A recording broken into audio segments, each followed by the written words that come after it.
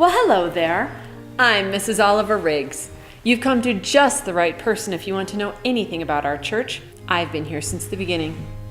I remember back in 1907, the Congregational Society was meeting in a tent down by the depot. Believe me, a tent is not an ideal place to meet. So, the congregation got together and raised enough money to build a proper church. Everyone in town and around town contributed to that fund. This is where my story gets complicated. Years ago, when President Grant was in office, he put religious denominations in charge of the newly established Indian reservations. The Episcopal Church was assigned to the Wind River Indian Reservation. That's just a few miles from here. Reverend John Roberts, a missionary clergyman, was sent to the reservation to serve the Indian people. What a dedicated man. Not only has he done wondrous things on the reservation, he's also helped organize many of the Episcopal churches in many of the small communities here, including this church in Hudson, Wyoming. Lots of different denominations have used our church.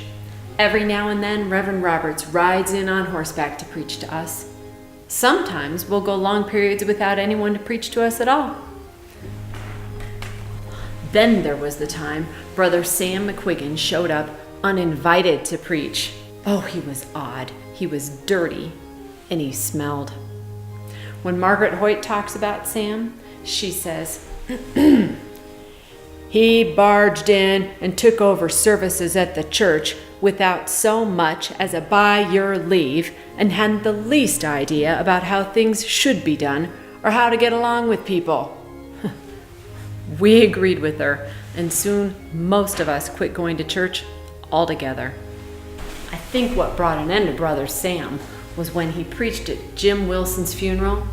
He ranted and raved about our unsaved souls for the better part of an hour. He never even mentioned poor Jim at all. After that, we complained quite openly about Sam.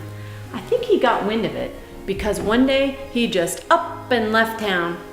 Oh, I could go on and on, but service is about to start and I better get water for these flowers.